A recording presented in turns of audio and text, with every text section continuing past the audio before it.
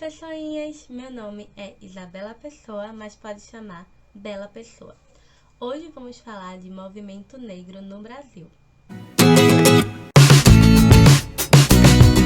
O que é o movimento negro? Como sempre, eu tenho aqui minha anotação. Eu estou testando agora a câmera do meu celular e eu espero que fique bom a iluminação, a câmera e tudo mais. O que denominamos movimento negro é o conjunto de movimentos sociais que lutam contra o racismo. Então, esses movimentos que lutam pela igualdade racial, eles têm em comum essa causa, de que negros e brancos, que todas as raças tenham os mesmos direitos e mesmas oportunidades na nossa sociedade. Mas por que isso é necessário ainda hoje, século XXI e tudo mais? Como vocês já devem ter visto na escola, no decorrer, do que vocês aprenderam nos anos de estudo e tudo mais, houve no mundo um processo de colonização, onde os países europeus, eles conquistaram, eles dominaram partes de territórios em outros continentes. Isso aconteceu na África, na América e na Ásia também. Então, o que se deu na África foi que, além de extrair muitas riquezas, eles começaram a traficar pessoas de lá também, escravizando essas pessoas. Muita gente tenta culpar os próprios africanos pelo sistema de escravidão que aconteceu com o povo negro, mas assim, é absurdo isso, de verdade. O que aconteceu foi que se aproveitaram dos conflitos que existiam entre nações e dominaram, pegaram pessoas de várias nações africanas, pegaram pessoas que tinham ali posses, que tinham até reinados e transformaram em escravos. Isso foi um sistema absurdo que durou anos. Os navios negreiros eram desumanos e, assim, se você pesquisar um pouco mais de história, você se horroriza com essa página, com essa parte da história. E a escravidão acabou, mas ela não acabou, de uma vez só no mundo todo. Não foi assim. Alguém apertou um botão e pararam-se de escravizar pessoas do continente africano nesses tempos e nesses termos, que a gente está vendo aqui. O que aconteceu foi que alguns países foram proibindo o comércio, mas continuava escravizando as pessoas que já estavam ali. Outros países, eles foram para um modelo mais industrial e começaram a ver naquelas pessoas negras, a possibilidade de um consumidor, de um operário mais barato. E aqui na América do Sul e também na América Central, a gente teve um problema que foi derivado também do fator econômico, porque a economia era baseada majoritariamente na parte da agricultura. Não que tenha mudado tanto, mas nesse tempo, do século XIX, era muito mais baseada na agricultura. E o que se deu foi que esses latifundiários, esses donos de terras, eles viam nesse povo escravizado ali um meio de produzir mais barato. E se por um acaso essas pessoas, fossem liberadas, fossem libertas, ia ter uma crise econômica e muito foi feito de burburinho de que não se podia libertar os escravos porque o país ia falir, ia entrar em colapso, sabe? E com essa desculpa, eles tentaram prolongar por muito tempo. Tanto é que vieram leis menores, como Não vou botar menores como, porque eu não sei que palavra usar. Vieram leis que vieram reduzir, né, tentar primeiro parar de comercializar, né, de trazer mais negros do continente africano, depois daquela questão de libertar pessoas maiores de 60, 70 anos, eu não lembro, também não consigo falar essa palavra.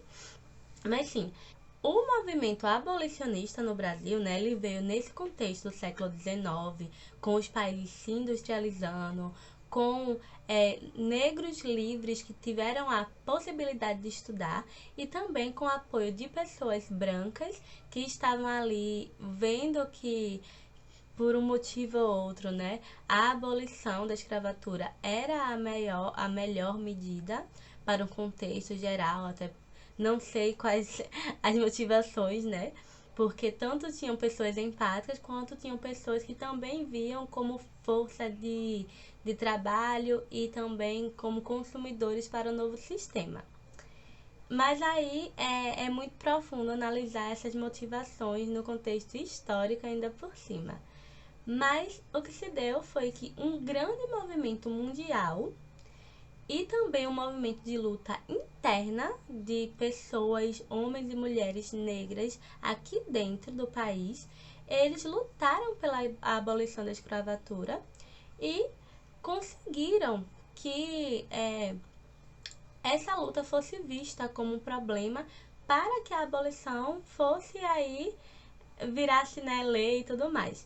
Então, tentar minimizar essa ação a uma assinatura de uma princesa Isabel aí é um pouco simplório, é simplório demais. Então, quando a gente fala de luta pela igualdade entre negros e brancos, né, a gente acaba focando muito nos Estados Unidos por conta de todo o processo que teve de apartheid, também por conta de personalidades muito marcantes que formam, né, esse imaginário comum que a gente tem sobre a luta do povo negro. Mas a gente tem que olhar para dentro também do nosso país para ver que as lutas por igualdade racial são fortes aqui também. E, e apesar de não termos um apartheid, né, um sistema de segregação racial estabelecido por lei, a gente teve essa segregação durante toda a nossa história, desde o fim da escravidão, e isso foi tipo muito presente na questão de deu a liberdade, mas não deu condição de trabalho, deu a liberdade, mas não deu onde morar, e essas populações negras começaram a preencher morros e ficar à margem da sociedade, e as pessoas que detinham as terras, as pessoas que detinham os meios de produção, essas pessoas elas ainda viam, e muitos ainda veem, a população negra como inferior. Um símbolo e pessoas, né, que são símbolos dessa luta pela igualdade são o Zumbi e a Dandara. Eles são os líderes, né, do maior quilombo do país, né, o quilombo já registrado, que é o quilombo dos Palmares. Eu vou deixar aqui na descrição também algum vídeo que eu já tenha visto, que tenha achado legal explicando a história de Zumbi. E o dia 20 de novembro, ele foi estabelecido como Dia da Consciência Negra por conta de Zumbi, em lembrança, né, da sua morte, que foi nesse dia, e também para que nós possamos pensar nessas questões de segregação racial que ainda são firmes, pensarmos em tudo que segue acontecendo aqui no nosso país. Quando, no vídeo que eu vi do Silvio Almeida, quando perguntado sobre como atuava o movimento negro no Brasil, ele enfatizou a questão dos terreiros de candomblés, dos grupos de cultura afro, de como tem gente firme e forte na luta para mostrar que a população negra no Brasil, ela tem força, ela tem direito a exercer cultos religiosos que não sejam impostos, né? Ela tem direito de tocar instrumentos típicos, ela tem direito de colocar um turbante na cabeça sem ser descriminalizada e sem ser discriminada, sem ser discriminada. E tudo isso é parte do movimento negro hoje. Uma questão sobre o movimento negro que vale a pena ressaltar aqui é a questão de, tipo, toda vez que a gente fala sobre movimento negro e fala sobre racismo no Brasil, sempre tem alguém que fala que não existe racismo no Brasil porque somos uma população miscigenada, porque aprendemos a conviver com as diferenças. E é vendido de esse ideal de população misturada e democracia racial, como se vivêssemos isso. E quando a gente para ver o que acontece hoje no Brasil, não é bem assim que funciona. Mas eu não vou ficar aqui falando sobre coisas que eu não pesquisei mais a fundo. Eu vou falar sobre o intuito desse vídeo que eu tive é falar sobre conquistas também do movimento negro no Brasil. Então, esse movimento negro no Brasil, que não foi só de uma pessoa, de um nome, de um símbolo, mas de um povo que luta por reconhecimento, por direitos iguais, ele conquistou muitas coisas. E uma dessas conquistas mais atuais é as leis de cotas, que na verdade são duas leis, uma que estabelece 50% de cotas para negros, pardos, indígenas e estudantes de escolas públicas nas universidades, e outra lei que estabelece 20% de cotas para negros, pardos, indígenas em concursos públicos também. Então, essa lei é muito importante como uma medida afirmativa, né? Uma vez que, por mais que a gente fale, né, que o mais importante é estruturar a educação desde a base e fazer que a sociedade seja de fato uma sociedade igualitária, que as pessoas tenham oportunidades iguais, esse ponto de estabelecer um ensino de base igualitário, uma renda básica universal também, para que essas pessoas possam não se preocupar, né? Não ficar com medo do que tem para comer amanhã, mas ir estudar com a cabeça livre, com a cabeça vazia de preocupações, né? Antes, já que a gente não estabeleceu isso ainda e não tem um plano assim firme, né? Não tem um plano claro de estabelecer toda essa base, e que mesmo que criasse um plano hoje para estabelecer essa base, ainda teria todo um percurso até essa criança que entrou nessa base chegar às universidades, chegar ao concurso público. Essas leis de cotas, elas nasceram para isso, para ser esse subterfúgio, né? Essa criação de oportunidade dentro de um cenário que ainda não tem essa base e tudo mais, certo? Então, quando alguém estiver criticando a lei de cotas perto de você, pergunte qual a medida que essa pessoa está vendo ser feita para que não precise mais dessas cotas. Não que ela acha que é o ideal, não que acha que é o mais utópico, mais bonito de fazer, mas o que já está sendo feito. A outra lei que foi conquista desse movimento negro é a popularmente conhecida como Lei do Caô. Essa Lei do Caô, ela prevê detenção de 1 a 5 anos para crimes de discriminação racial. Mas assim, principalmente nessa questão da lei de discriminação racial, o que a gente tem lá escrito e o que realmente é julgado, o que realmente vai ser preso, vai ser punido, vai para um serviço comunitário, isso tem uma discrepância muito grande, gente. é muito difícil, sabe? O sistema jurídico, né, ele ainda é muito voltado para a questão do preconceito mesmo, assim, de ter dois pesos e duas medidas. Isso ainda é muito latente. Hoje, os negros são 75% das pessoas mortas pela polícia.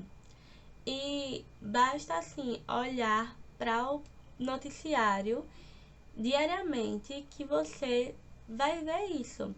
E a gente encontra, assim, pessoas, né, dentro da internet, a personalidades até famosas, falando que, isso é normal, porque a população negra acaba sendo a mais pobre e por isso é quem mais comete crimes.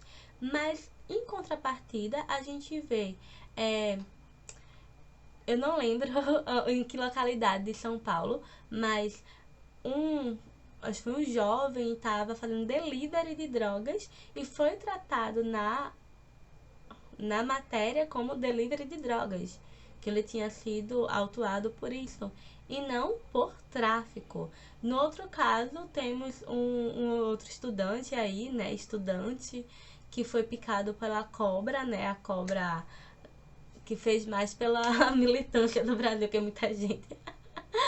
Mas sim, que ele foi tratado como estudante, como vítima por muito tempo, até que o próprio noticiário disse não, é um traficante de animais, sabe? E porque essa questão de não é culpado até que se prove o contrário, né? Porque isso não é colocado para a população negra também, para aquela pessoa que às vezes é presa com um pinho-sol, é preso com uma quantidade de maconha X ou Y, que a polícia estabelece que é certo ou errado, e o prende, sabe? Por quê? Porque tem esses dois pesos e duas medidas. Porque em noticiários sensacionalistas aí, como aqui em Recife a gente tem, né? Alguns. É, aquela pessoa que está ali acabando de ser detida, chegando na delegacia, ela já é vista como culpada. Ela não teve direito a julgamento, não teve direito a advogado, mas ali ela já é tratada como culpada, já é colocado para a população como culpada, entendeu? Isso são coisas que a gente precisa ver também. Eu vou fazer mais um vídeo, né, para acabar novembro, sobre mercado de trabalho e como isso se reflete também no mercado de trabalho, né, questões raciais. E eu espero que vocês gostem. Curta, compartilhe, divulgue para pessoas que você acha que quer saber sobre esse conteúdo. E bata esse papo aqui no comentário comigo sobre conquistas do movimento negro que vocês veem no Brasil, sobre se vocês também compartilham desse sentimento que eu tenho, que a gente fala pouco do movimento negro do Brasil e acaba olhando muito para o exterior.